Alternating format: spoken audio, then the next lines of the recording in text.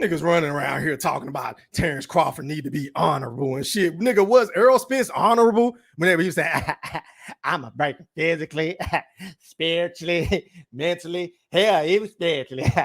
I'm gonna beat him, I'm gonna break him like Kunta. You remember Gilly? He was like, oh shit, Kunta was a rough motherfucker. Y'all remember that shit? Y'all niggas ain't have no smoke for Errol Spence for basically saying he was going to beat Terence Bud Crawford like he was a slave. Y'all niggas ain't have no smoke for Errol Spence whenever he was running around here shitting on this man's resume, saying, you ain't fought nobody.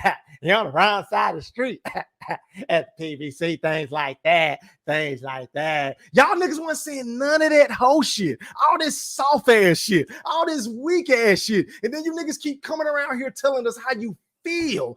Fuck how you feel. Because a nigga like Go Thriller, aka the Black Picasso, I go about what's in black and white. And we all love talking about business. I mean, prior to this fight, all we ever talked about, but outside of resumes, outside of who you done fought and who you done beat and when you fought them and what happened in that fight and shit like that, prior to this fight, the majority of the time, we was talking about the business of boxing. We was talking about who was the A side, who sold more pay-per-views, who was ducking who. But now all of a sudden, y'all niggas don't want to abide by those same fucking standards, those same fucking rules and regulations that y'all set upon Terence Bud Crawford whenever he was the B-side, whenever he had to play his cards white, whenever he had to wait this motherfucking turn because Errol Spence was collecting all these belts from champions and shit like that. Y'all niggas didn't have no smoke for Errol whenever he was shitting on this nigga time and time again, and Derek James and all these Keith Thurman and all these other goofy ass niggas shitting on Bud. But now y'all want Bud to be the motherfucking good Samaritan. Y'all want Bud to heal the world, make it a better place for you and for me. Fuck that shit.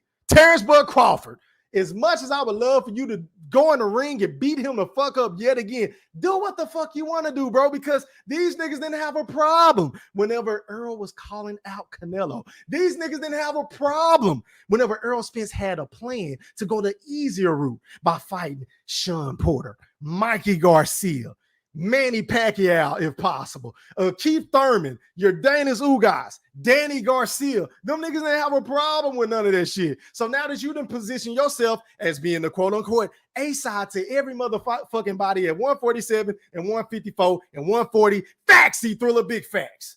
Now these niggas want to hate and want to switch up the rules and act like, oh, what you said about the contract don't exist. We got to abide by what's in the motherfucking contract. Hello? That's why they draw them up.